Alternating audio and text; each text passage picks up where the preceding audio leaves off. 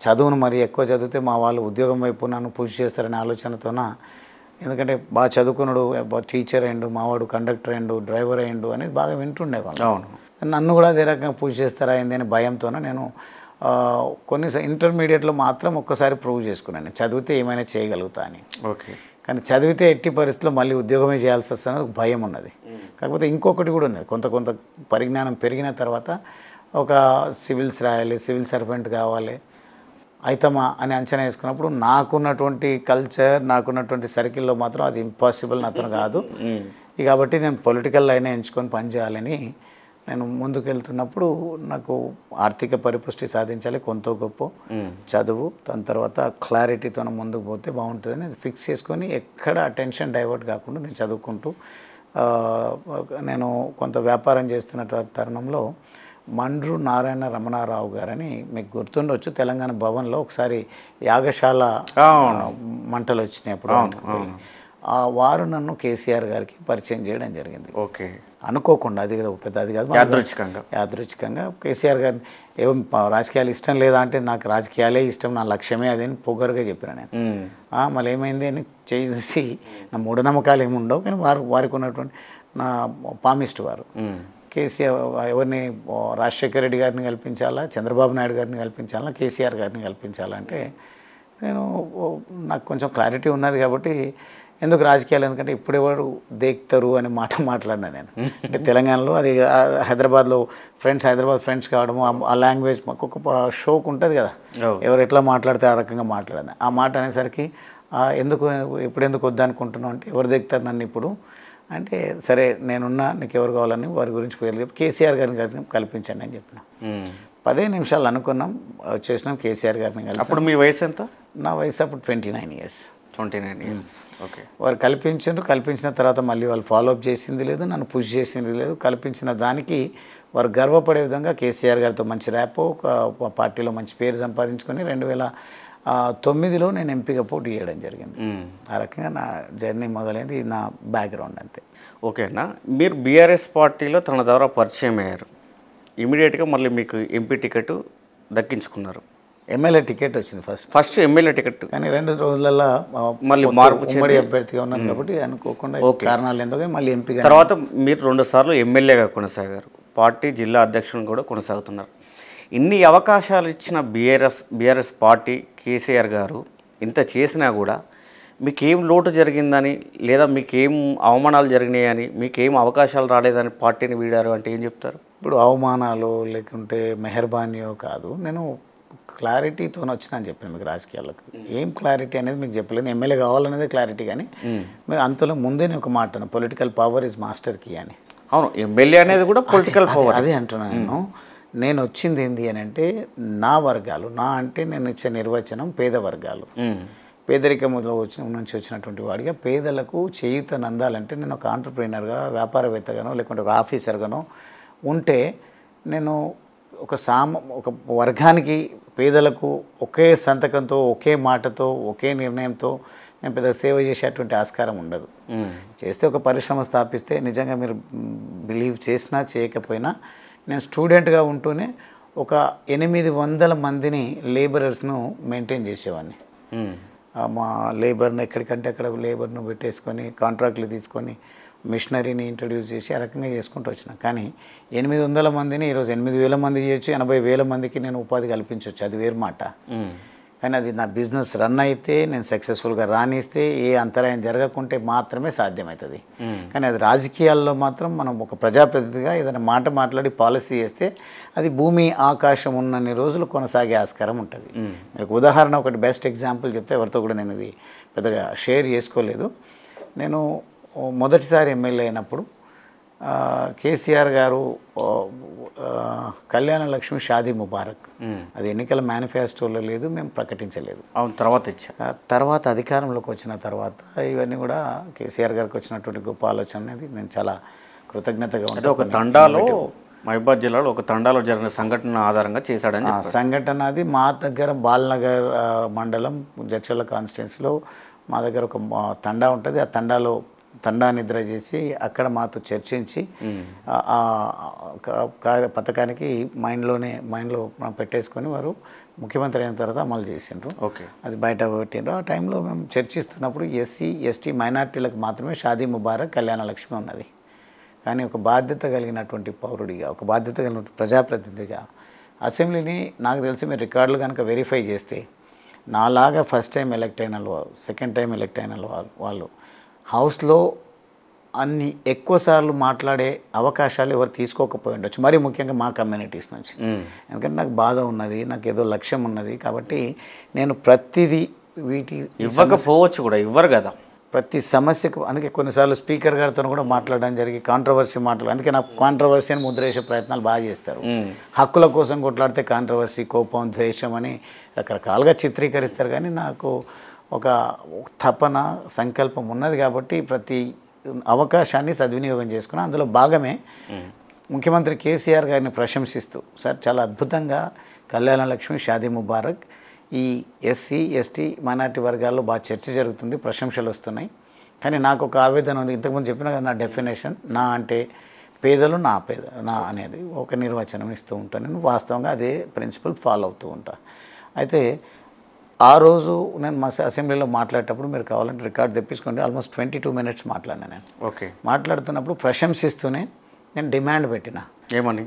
సబ్మిసివ్గా ముఖ్యమంత్రి గారు ఒకవేళ కనుక దీన్ని ఒక పథకం కింద తీసుకొని మీరు అమలు చేస్తున్నారు, మీరు కనుక దీన్ని అన్ని వర్గాలకు బిలో పావర్టీ లైన్ అంటారా లేకుంటే ఇంకేమి దానికి గైడ్ దాన్ని కులమానంగా తీసుకుంటారో అందరికీ వర్తించేటట్టు ఇర్రెస్పెక్టివ్ క్యాస్ట్ పేదరికాన్ని మీరు ప్రామాణికంగా చేస్తే రిప్లైలో అసెంబ్లీ సమావేశాలు ముగుస్తున్నప్పుడు చివరిగా ముఖ్యమంత్రి గారు అన్ని ప్రశ్నలకు సమాధానాలు ఇస్తూ మళ్ళీ రిప్లై ఇస్తారు. తన రిప్లైలో గువ్వల బాలరాజ్ యువకుడు మిత్రుడు చాలా అద్భుతంగా ఈ అంశాన్ని లేవనెత్తిండ్రు.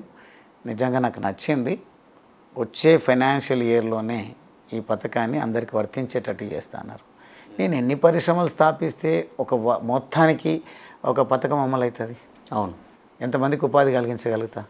నేను ప్రజాప్రతినిధిగా ఉన్నాను కాబట్టి, పరిజ్ఞానంతో ఉన్నాను కాబట్టి, ఒక క్లారిటీతో ఉన్నాను కాబట్టి, ప్రజల కోసం ప్రస్తావించిన కాబట్టి ఆ పథకము కేసీఆర్ గారు నిజంగా ఇప్పటికి కూడా నాకు చాలా సంతోషం అనిపిస్తుంది. ప్రస్తావిస్తూ చెప్పిన క్రెడిట్ కూడా ఇచ్చారు మాకు. నేను చాలా అందరి లోపల పంచుకునేటప్పుడు ఓటు బ్యాంక్గా మలుచుకోలేకపోవచ్చు, కానీ నేను ఇదైతే చేసిన తృప్తిని ఇచ్చిన పథకం ఇది అని నేను చెప్పడం. ఓకే. ఇక్కడ మీ క్యాపబిలిటీ, మీ కెపాసిటీ, మీ యొక్క సమస్యల మీద మీరు పోరాడే తత్వం, లేదా అసెంబ్లీలో మీరు గలమెత్తిన తీరు, ఇదంతా ఒక ఎత్తు. ఇక్కడ అంశం ఏంటంటే చాలామందికి ఒక క్వశ్చన్ మార్క్ ఏంటంటే, ఇంత ప్రాధాన్యత ఇచ్చిన బీఆర్ఎస్ పార్టీని, ఇంత ఆదరించిన కేసీఆర్ గారిని, అవకాశాలు ఇచ్చిన కేసీఆర్ గారిని ఎలాంటి కన్క్లూజన్ లేకుండా, ఎలాంటి ఒక క్లారిటీ లేకుండా అకస్మాత్తుగా పార్టీని వీడడం అనేది పార్టీకే కాదు ప్రజలకు కూడా ఒక షాకింగ్గా, ఎందుకు అంత అకస్మాత్తుగా రావాల్సి వచ్చింది? బలమైన కారణం ఏమై ఉంటుంది? కారణం ఏంది అని అంటే, కేసీఆర్ గారు పార్టీ స్థాపించినప్పుడు తెలంగాణ రాష్ట్రం వస్తే చాలు, తెలంగాణనే ఒక రకంగా సర్వరోగ నివారణ జిందా తిలీస్ మాత అని ఎట్లా అనుకుంటామో, తెలంగాణ వస్తేనే ప్రతి సమస్యకు పరిష్కారం దొరుకుతుంది అని మాట్లాడుకోవడం జరిగింది. కానీ లాస్ట్కి ఏమవుతుంది అని అంటే, మేము అధికారం కోల్పోయినాం. ఇది ప్రజాస్వామ్యం, అధికారం వస్తూ ఉంటుంది, పోతూ ఉంటుంది. కానీ ప్రతిసారి కేసీఆర్ గారు మాతో మాట్లాడినా, బయట మాట్లాడినా ప్రసంగాల్లో వారు ఒక మాట, నిజంగా నేను నిర్ణయం తీసుకొని బయటికి రావడానికి కూడా కేసీఆర్ గారి ప్రసంగమే ఒక రకంగా కారణం. తెలంగాణ ఉద్యమానికి ఆకర్షితుని కావడం కూడా కేసీఆర్ గారి ప్రసంగాలు కూడా చాలా ఇన్ఫ్లుయెన్స్ చేసినాయి. పార్టీని వీడడానికి కూడా వారు చెప్పిన మాటనే ఒక కారణం. ఇదేంటి అని అంటే, రాజకీయాల్లో గెలవాల్సింది ప్రజలు, పార్టీలు కాదు. ప్రతిసారి మనము అదే యావలో ఉండొద్దు అని చాలా డాషింగ్గా మాట్లాడేవారు. కొన్ని నిజంగా బోల్డ్గా కూడా మాట్లాడేవారు కేసీఆర్ గారు. అయితే ఏంది అని అంటే, ఎప్పుడు ఎన్నికల యావతున్నాయి, గెలుపు కోసమే కాదు, మన నికార్స్గా ఉండాలి, ప్రజాకోణంలో ఉండాలి మన ఆలోచనలు అని చెప్పిన తర్వాత అదే రకంగా కొనసాగుతుంది అనుకున్నాం. పాపం కేసీఆర్ గారు కొంత అధికారం పోయిన తర్వాత వయసు రీత్యా ఉండొచ్చు, లేకుంటే ప్రస్తుతం ఉన్నటువంటి ముఖ్యమంత్రి గారి ప్రవర్తన నచ్చకపోవచ్చు, ఇక హుందాగా రాజకీయాలు అయితే నడవడం లేదు. దానికి కారణాలు చెప్పుకుంటూ పోతే చర్చిస్తే అందరూ కూడా దీనికి ఎవరు కూడా తీసిపోరు, అందరూ కారణమే పాలిటిక్స్ పొల్యూట్ కావడానికి. ఆ దిశలో చర్చ జరుగుతున్నది ఏంటి అంటే, ప్రతి సందర్భంలో కేటీఆర్ గారు బీఆర్ఎస్ పార్టీ మాట్లాడే ప్రతి మాటలో మళ్ళీ కేసీఆర్ గారే ముఖ్యమంత్రి కావాలని ప్రజలు కోరుకుంటున్నారు, కావాల్సిందే అని అని ప్రజలు కోరుకుంటున్నట్టుగా వారు ప్రొజెక్ట్ చేస్తున్నారు. ఓకే, అంటే ఎటు తిరిగి మళ్ళీ అధికారంలోకి రావాలని యావతోనే ప్రసంగాలు, కార్యక్రమాలు అన్నీ కూడా ప్రెస్ మీట్లు అట్లా ఎందుకు అనుకోవాలి? ఇప్పుడు కార్యకర్తలు నిరుత్సాహపడకుండా మళ్ళీ అధికారంలో కాంగ్రెస్ పార్టీ ఉన్నది కాబట్టి కొంత దాడులు, దౌర్జన్యాలు, లేకపోతే అక్కడక్కడ కార్యకర్తలను ఇబ్బంది పెట్టే కార్యక్రమాలు జరుగుతున్నప్పుడు వాళ్ళకు ధైర్యం నూరిపోయడంలో భాగంగా అనుకోవచ్చు కదా. తప్పకుండా కాదనట్లేదు నేను, కానీ అదే ఎజెండాగా పనిచేయొద్దు, చేస్తున్నారు అనేది నాకున్న అభిప్రాయం. కేవలం పార్టీ నిర్మాణం, అధికారం కోసం మాత్రమే ప్రయత్నం చేస్తున్నారు. మరో పక్క మన ముఖ్యమంత్రి గారు బాధ్యతగా ఉండాల్సినటువంటి నాయకుడు, ఆయన రాష్ట్రానికి ప్రథమ పౌరుడు. వారు అనేది ఏంటంటే ప్రజలు నాకు అధికారం ఇచ్చిండ్రు, సంతోషం, నేను ఇచ్చినటువంటి హామీలను నెరవేర్చాలి, కొన్ని చేత కానీ అనవసరమైనటువంటి మాట. సందర్భంగా ఒక మాట చెప్పండి అన్న, మీరు కేటీఆర్ గారు పదే పదే కేసీఆర్ గారిని ముఖ్యమంత్రి చేస్తాము మళ్ళీ అధికారంలోకి వస్తే అనడంలో అంతరార్థం ఏంటి?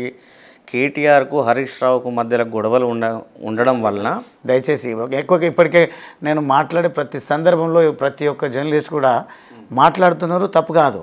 కానీ దీన్ని మీరు ప్రొజెక్ట్ చేస్తున్నటువంటి విధానము, మీరు మాట్లాడే విధానం వేరు, దాన్ని అన్వయించుకుంటున్నటువంటి విధానం వేరు. కానీ దాని గురించి ఇంకోసారి మాట్లాడదాం. సేమ్ టైం ముఖ్యమంత్రి గారు మాట్లాడుతున్నది ఏంటంటే ప్రజలు ఇంత గొప్ప అవకాశం ఇచ్చారు, ప్రజలకు నేను ఎన్నో హామీలు ఇచ్చిన, 6 గ్యారెంటీలు, 400 హామీలు ఇచ్చిన, ఒక్కటన్నా రెండన్నా పూర్తి స్థాయిలో అమలు చేద్దామని ముఖ్యమంత్రి గారి సోయి లేకుండా ముఖ్యమంత్రి గారి ప్రవర్తన, వారి విధానాలు, కాంగ్రెస్ పార్టీ అనుసరిస్తున్న విధానాలు మాట్లాడదాం. కేసీఆర్ గారి ప్రసంగం మిమ్మల్ని ఆకర్షించింది, కేసీఆర్ గారి ప్రసంగమే మిమ్మల్ని బయటికి వెళ్ళేలా చేసింది అనేది స్పష్టంగా చెప్పారు. దానికి అనుకూల కారణం అంటున్నా, ఒక కారణం ఎవరి ప్రసంగాల్లో వాళ్ళ ప్రసంగాలకు ముగ్ధున్నాయి, నేను ఏదో నిర్ణయాలు తీసుకున్నటువంటి కాదు. నేను కూడా స్వతహాగా చదివి వచ్చినటువంటి వ్యక్తిని కదా, చదువుకున్న వ్యక్తిని కదా, నాకు కూడా అవగాహన ఉంది. కానీ చెప్తున్నా నేను, అంటే కేటీఆర్ ప్రజల సమస్యలపైన స్పష్టంగా పోరాటం మళ్ళీ బీఆర్ఎస్ని మాట్లాడుతున్నా, అయిపోయింది ఒకసారి. దయచేసి నన్ను లెట్ మీ ఫినిష్ ఆఫ్. ఇప్పుడు ఈ ముఖ్యమంత్రి గారి విధానం ఎట్లుందంటే ప్రజలకు ఇన్ని హామీలు ఇచ్చినా నెరవేర్చుకుంటావు, ప్రజల్ని బాగు చేద్దామనే సోయి లేకుండా మళ్ళీ నేను 34 వరకు నేనే ముఖ్యమంత్రి ఉంటా అంటాడు, లేకుంటే నన్ను పని చేయనీయట్లేదు అంటారు, లేకుంటే నన్ను దొంగలాగా చూస్తున్నా అంటున్నారు. రాష్ట్రాన్ని భ్రష్టు పట్టిస్తున్నారు వారి మాటలతోన. ప్రజల ధైర్యం కోల్పోయే విధంగా, ప్రజలు కూడా అయోమయంలో గురి అయ్యే విధంగా చేస్తున్నారు. దాని తర్వాత వీళ్ళిద్దరు కలిసి 2 పార్టీల చర్చ ఏంటంటే మేము అధికారంలోకి వస్తామంటే మేము అధికారంలో, మేము గెలుస్తామంటే మేము గెలుస్తాం. ఒక పక్కనేమో కేసీఆర్ గారు ప్రజలు గెలవాలంటారు, వీళ్ళేమో మేము గెలవాలంటున్నాము. మేము గెలిపించే వరకు గెలిపించినాం. ప్రజలు గెలవడం అంటే ఏంటన్నా? ప్రజలు గెలవమంటే సమాజంలో ఉన్నటువంటి చివరి వ్యక్తి వరకు కూడా, పౌరుడి వరకు కూడా ప్రభుత్వ సంక్షేమాలు అందాలి. ప్రభుత్వం ప్రజలకు సంక్షేమం ఒకటే కాదు, పూర్తి స్థాయిలో వాళ్ళు తమంతట తాము నిలదొక్కునే విధంగా రాష్ట్ర ఆర్థిక స్థితిని మెరుగుపరుచుకుంటూ ప్రజలకు అవకాశం ఇచ్చి, ప్రతి ఒక్కరికి ప్రభుత్వ ఉద్యోగం రాదు, అలాంటి యువకులు ఉంటారు, ఎన్నో థాట్స్ ఉంటాయి, ఎన్నో ఆలోచనలు ఉంటాయి. తీసుకొచ్చిండ్రు టీ హబ్ అని, అటువంటి టీ హబ్లు కేవలం నేమ్ సేక్ అయిపోతూ ఉన్నాయి ఈరోజు. ఎంతోమంది చదువుకున్నటువంటి యువకులు ఉన్నారు, వాళ్ళను ఎన్నో ఇన్నోవేషన్స్తో వస్తున్నారు. ఆ ఇన్నోవేషన్స్ని తీసుకొని వాళ్ళు ఏం చేస్తున్నారో నాకైతే తప్పలేదు. ఆ యువత యొక్క ఆలోచనలు, యువత యొక్క ఎఫిషియన్సీ, వాళ్ళకు ఉన్నటువంటి కాన్సెప్ట్స్ వీళ్ళు గ్రాప్ చేసుకొని వాళ్ళు వ్యాపారాలు చేసుకున్న అనుమానం కూడా నాకుంది. వాళ్ళకు కొంత చేయూతనిచ్చి నీకు పెట్టుబడి పెడతాము, ముందుకు పో అనే పరిస్థితి లేదు. ఎవరైనా థాట్స్తో వస్తే వాళ్ళ థాట్స్ను గ్రాప్ చేసుకోవడము, ఈ థాట్ మా థాటే అన్నట్టుగా ప్రొజెక్ట్ చేయడము. అన్నీ ఒకరికే రావు కదా. మేధస్సు ఉంటే ఉండొచ్చు, ఇంటలెక్చువల్స్ ఉంటే ఉండొచ్చు. కేటీఆర్ గారు కానీ, కేసీఆర్ గారు కానీ, మన ముఖ్యమంత్రి గారు కానీ అన్నీ ఉండొచ్చు. సమాజంలో నీలాంటి నాలాంటి యువకులకు మైండ్ లేకుండానే, చదువు లేకుండానే, థాట్స్ లేకుండానే, విజన్ లేకుండానే లేరు కదా. వాళ్ళకు యువతకేమో ఉద్యోగాలు, తర్వాత ఆర్థిక వ్యాపారాల్లో స్థిరపడాలంటే వాళ్ళ కాన్సెప్ట్లను బట్టి లోన్స్ ఇవ్వడమా, లేకుంటే ఇంకో స్కిల్ ఇవ్వడమో, వాళ్ళను స్వయం ప్రతిపత్తి కలిగి ఉండే విధంగా, వాళ్ళని ఎదిగే విధంగా అవకాశాలు కల్పించడం అనే దాని మీద సోయి లేకుండా, ఆలోచన లేకుండా మేము సంక్షేమం ఇస్తున్నాం, 2000 ఇస్తాం, 4000 ఇస్తాం, లేకుంటే 10 లక్షలు దళిత బంధు ఆయన ఇస్తా అంటే నేను 12 లక్షలు ఇస్తాం. ఇవన్నీ నిజంగా ఈ తాత్కాలిక ఉపశమనాలు మాత్రమే. కానీ వాళ్ళు దేశ రాష్ట్ర పరిస్థితులు మెరుగుపడాలంటే ఈరోజు నిజంగా చెప్పాలంటే ఒక రకంగా చైనా మనకంటే వెనకబడినటువంటి దేశం. జీడిపి తక్కువ కానీ 35-40 సంవత్సరాల లోపు నేను ముఖ్యమంత్రి కేసీఆర్ గారు ముఖ్యమంత్రి ఉన్నప్పుడు వారితో పాటుగా చార్టెడ్ ఫ్లైట్లో నేను ఇండియా నుంచి తెలంగాణ నుంచి చైనా వెళ్ళడం జరిగింది. చైనాలో ఇతర రాష్ట్రాలకు అక్కడ ఉన్నటువంటి ప్రాంతం తిరగాలన్నా అదే చార్టెడ్ ఫ్లైట్లో మేము ముఖ్యమంత్రి కేసీఆర్ గారితో అప్పుడు తిరగడం జరిగింది. అక్కడికి వెళ్ళినప్పుడు అక్కడ వాళ్ళు సాధించినటువంటి అభివృద్ధి ఇప్పుడు కూడా చూడండి, ఎక్కడ చూసినా చైనా మేడ్ అని అంటున్నారు. మేక్ ఇన్ ఇండియా అని ప్రధాని గారు ప్రయత్నం చేస్తూ ఉంటే దాన్ని గ్రాప్ చేసుకుందాము, ఇక్కడ కేంద్ర ప్రభుత్వ సహకారం తీసుకుందాము, ఇక్కడ ఏదైనా పరిశ్రమలు స్థాపిద్దాము అనే ఆలోచన లేకుండా కేంద్ర ప్రభుత్వంతో రప్చర్ చేసుకొని వారితో విభేదించి దేశానికి రాష్ట్రానికి రావాల్సినటువంటి నిధులు రానియకుండా మేము మళ్ళీ ఇక్కడ అధికారంలోకి రావాలంటే వాళ్ళ చేయూత ఇచ్చినట్టుగా ఇక్కడ ప్రజల లోపల ఇంప్రెషన్ రావద్దు, కేంద్ర ప్రభుత్వం చేస్తున్నటువంటి ప్రయత్నం ప్రజల వరకు చేరొద్దు, చేరినట్టయితే మళ్ళీ కొంత డైవర్ట్ అవుతారు, మేము మళ్ళీ ఓటమి పాలైతే ఇంకొకరు ఎమర్జ్ అవుతారనే భయంతోన భారత ప్రభుత్వం పూర్తి స్థాయిలో సేవలు అందించాలి, దేశాన్ని యూనిట్గా నరేంద్ర మోడీ గారు చేస్తూ ఉంటే ప్రధాని గారు ఇక్కడ మాత్రం యూటిలైజ్ చేసుకునేటువంటి పరిస్థితి. అంతేందుకు మన రేవంత్ రెడ్డి గారు కూడా అదే పంతాను అవలంబిస్తూ ఉన్నారు.